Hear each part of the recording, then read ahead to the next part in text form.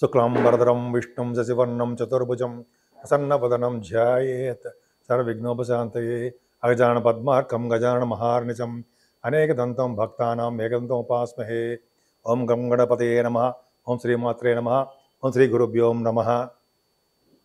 మా ఆది ఆస్ట్రాలజీని చూస్తున్న మీ అందరికీ, అలాగే విదేశాల్లో కూడా ఉంటూ నేను ఎంతగానో ఆదరిస్తూ ప్రోత్సహిస్తున్నటువంటి మీ అందరికీ కూడా పేరు పేరున నా హృదయపూర్వక నమస్కారాలు.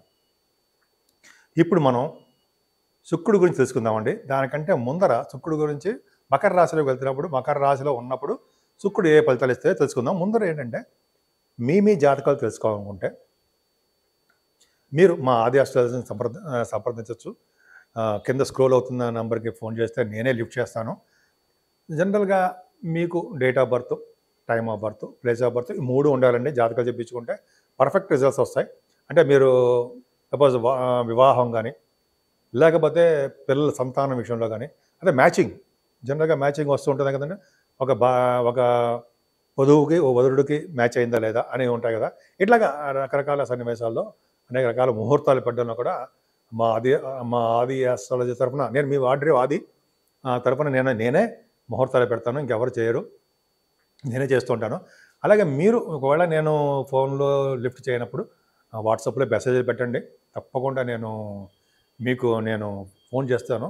ఫోన్ చేసి మీకు ఏం కావాలి అనేది నేను అడిగి పరిష్కార మార్గాలు అన్నీ కూడా తప్పకుండా విడమరిచి మొత్తం జాతకం మొత్తం చెప్పడం జరుగుతుంది. మీకు ఏమైనా చెప్పించుకోదలుచుకుంటే మా ఆది ఆస్ట్రాలజీని, నన్ను ఆదిని సంప్రదించండి. తప్పకుండా పరిష్కార మార్గాలు చెప్తాను. ఇప్పుడు మనం యాక్చువల్గా శుక్రుడు అనేవాడు ధనుర్రాశిలోంచి మనకి మకర రాశిలోకి ప్రవేశిస్తున్నాడు. ఎప్పటి వరకు ఉంటాడంటే 28వ తారీఖు వరకు కూడా మకర రాశిలోనే ఉంటాడు శుక్రుడి ప్రభావం. ఇంతకుముందు 16వ తారీఖునే డిసెంబర్ 16 కూడా, డిసెంబర్ 16 కదగానే ధనురాశిలో శుక్రుడు ఉన్నాడు. శుక్రుడు అది శత్రుక్షేత్రం కాబట్టి అందరికీ కూడా శుభ ఫలితాలు తక్కువ ఇచ్చేవాడు. మామూలు ఫలితాలు మాత్రం, చెడు ఫలితాలు మాత్రం ఉండేవి. శుభ ఫలితాలు అంత ఎక్కువ ఉండవు. కానీ మిత్రక్షేత్రమైనటువంటి మకర రాశిలోకి, శని క్షేత్రం కదా, మకర రాశిలోకి మిత్రుడు అవుతాడు కదా శని శుక్రుడికి. అలాగా ఆ రాశిలో ప్రవేశించడం వలన 12 రాశుల వాళ్ళకి ఎలా ఉండబోతోంది అని తెలుసుకుందాం.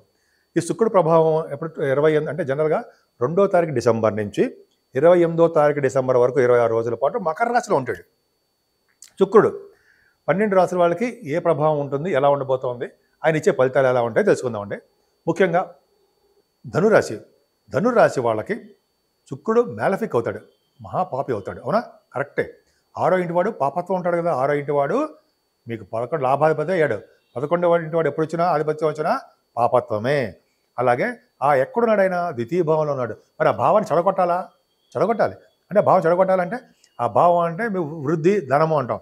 కానీ శుక్రుడు ద్వితీయ భావంలో ఉన్నా, శుక్రుడికి గురుదృష్టి ఉన్నా అదృష్టమే.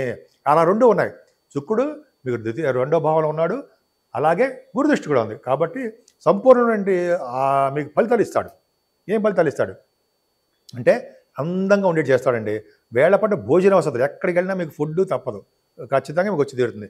మూడోది ఏంటంటే గాయకులకండి శుక్రుడు ద్వితీయ భావంలో ఉంటే పాటలు బాగా విపరీతంగా పాడేస్తుంటారు.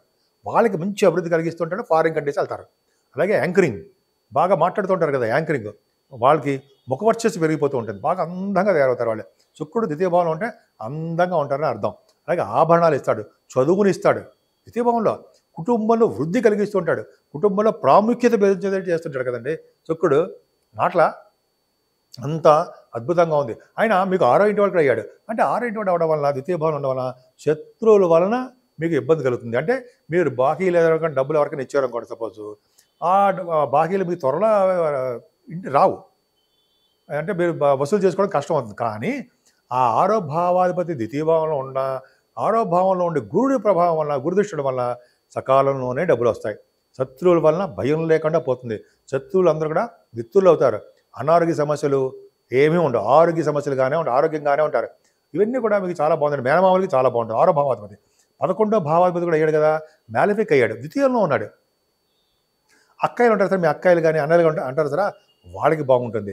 కంటిన్యూస్ ఫ్లో ఆఫ్ బర్నింగ్ బాగుంటుంది. అసలు ద్వితీయ భావం అంటే బాగుండాలా? బాగుండకపోదు, బాగోదు. కానీ మీకు మంచివాడు కాదు. కానీ శుక్రుడికి గురుదృష్టి ఉంది మాత్రం మర్చిపోకూడదు. అంతేకాకుండా అండి కంటిన్యూస్ ఫ్లో ఆఫ్ మనీ, భార్యాభర్తలకు అనురాగము, మీరు చేస్తున్న వ్యాపారాభివృద్ధి, వస్త్ర వ్యాపారాలు కానీ, ఫుడ్ బిజినెస్ కానీ, గోల్డ్ కానీ, వెండి వ్యాపారాలు ఉంటాయి కదా, మీ బిజినెస్లు ఉన్నాయి కదండి, వాటిల్లో మంచి సంపదలు వస్తాయన్న సందేహం లేదు. 11వ ఇంటి వాడు అయినప్పటికీ, పాపి అయినప్పటికీ శుక్రుడు ద్వితీయంలోనే ఉండడానికి కారణము. 11వ భావం చాలా చాలా బాగుంది కదండి మీకు. వివాహ వ్యవస్థ బ్రహ్మాండంగా ఉంటుంది. సరే అది పక్కన పెడదాం. మీకు శుక్రుడి ప్రభావం వలన విశేషమైన సంపదలు కలగాలని నేను మనస్ఫూర్తిగా కోరుకున్నా. అసలు ముఖ్యంగా అమ్మవారి పూజలు మాత్రం చేయకుండా మర్చిపోకండి. ముఖ్యంగా ధనుర్రాశి వాళ్ళు ఎప్పుడూ పూజించవలసింది అమ్మవారే. నిరంతరము మనస్ఫూర్తిగా ఆమెను పూజించడం వలన, మనసు అర్పణ చేసి పూజించడం వలన వాళ్ళంత అదృష్టవంతులు ఇంకోటి ఉండరు. అంత పవర్ ఉంటుంది మీకు. ఎందుకంటే మీరు ధనుర్రాశి వాళ్ళు డేరింగ్ అండ్ డాషింగ్ కదా, మగవాళ్ళ లక్షణాలు ఎక్కువ ఉంటాయి కదండి, భయపడరు.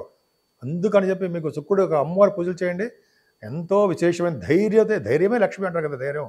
అందుకని ఆ అమ్మవారి ధైర్యలక్ష్మి మీ ఇంట్లోనే ఉంటుంది అనడంలో సందేహం లేదు. అమ్మవారి పూజలు చేసుకోండి.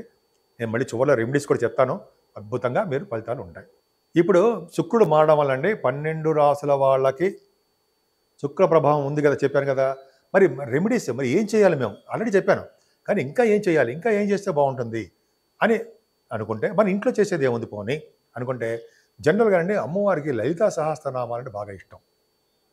అమ్మవారిని లలితా సహస్రనామాలతో పూజించిన ఓం ఐం హ్రీం శ్రీం క్లీం శ్రీమాత్రే నమః, ఓం ఐం హ్రీం శ్రీం క్లీం శ్రీమాత్రే నమః, ఓం ఐం హ్రీం శ్రీం క్లీం శ్రీమాత్రే నమః అని అమ్మవారిని బీజాక్షరాలతో పూజించిన అద్భుతమైన ఫలితాలు ఉంటాయి. అమ్మవారిని ఇంట్లో పూజించుకోవడం వల్ల. సరే, మనం టెంపుల్స్కి వెళ్తామండి. అమ్మవారి టెంపుల్స్కి ఎక్కడికి వెళ్ళినానండి, మంగళవారం పూట, అంటే మంగళవారం అమ్మవారిని పూజించడం వల్ల నిమ్మకాయలతో అంటాం కదా, నిమ్మకాయలు తిప్పి మనం దీపాన్ని వెలిగిస్తాం కదా, రాహుకాల పూజలు అంటాం కదా, అది చేసుకున్న శుక్రవారం కూడా అమ్మవారికి చాలా ఇష్టం అండి. అమ్మవారి పవర్ అంటే బెజవాడ కనకదుర్గ అమ్మవారు ఇంకా పవర్ఫుల్. అలాగే మీకు దగ్గరలో ఉన్న ఏ అమ్మవారైనా సరే, కనకదుర్గ అమ్మవారైనా సరే, ఎక్కడైనా ఏ గ్రామ దేవత అయినా సరే అమ్మవారిని పూజించడం విశేషం. అలాగే సంతోషమాత అమ్మవారిని పూజిస్తే సకల శుభాలు కలుగుతాయి అమ్మవారు కదా. అలాగే ఆ అమ్మవారికి కనకదుర్గ అమ్మవారైనా సరే ఎవరైనా సరే ముఖ్యంగా కుంకుమ పూజ చేయించాలండి. కుంకుమ పూజ ఎరుపు అంటే ఆవిడకి ఇష్టం, దోషాలు పోగొడతారు. అగా ఎటువంటి గ్రహ దోషాలు ఉన్నా అమ్మవారి కుంకుమ పూజ చేయించుకుంటే పర్ఫెక్ట్గా గ్రహ దోషాలు పోతాయి. ఎందుకంటే అమ్మవారి యొక్క ఆధీనంలోనే ఈ గ్రహాలన్నీ ఉంటాయని చెప్పి మన శాస్త్రాలు ఉన్నాయి కదా, మనం చదువుకున్నాం, మనం విన్నాం కూడా. అవును, సరే, అది ఒకటి. అంతే కదా, కొంతమంది మనం ఈ చండీ హోమాలను చేయిస్తుంటారండి. చండీ హోమాలు కూడా చేయించుకుని చాలా మంచిది. ఎందుకంటే అందులోనే నవగ్రహాలకి కూడా వాళ్ళు ఆవాహన చేస్తూ ఉంటారు పూజలు, హోమాలు. అంటే చండీ హోమంలోనే ఈ చండీ నవగ్రహాల యొక్క ఇది ఉంటుంది. అదొకటి చండీ సప్తసతి అని ఉంటుంది. అది ఇలాగనే చేయించుకోవడం వల్ల శుక్రుడు వల్ల వచ్చే దోషాలు ఏమైనా ఉంటే అరికట్టడమే కాకుండా శుక్రుడు వచ్చే శుభ ఫలితాలు ఎక్కువ ఇవ్వడానికే అవకాశాలు ఉంటాయి.